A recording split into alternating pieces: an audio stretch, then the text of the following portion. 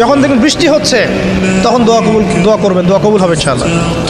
দোয়া করার আগে একবার বলবেন আলহামদুলিল্লাহ, কমপক্ষে একবার বলবেন আলহামদুলিল্লাহি রাব্বিল আলামিন, একবার কমপক্ষে।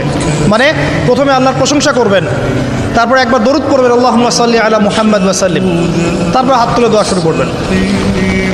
বৃষ্টি পড়ছে, দোয়া শুরু করে দেন, দোয়া কবুল হবে ইনশাআল্লাহ।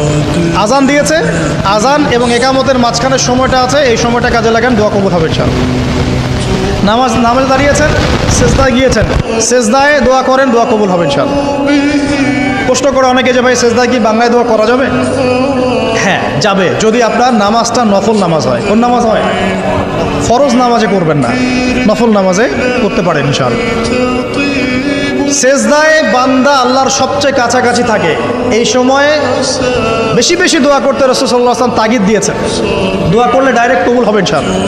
পিতা মাতার খেদমত করে দোয়া করেন, দোয়া কবুল হবে ইনশাআল্লাহ।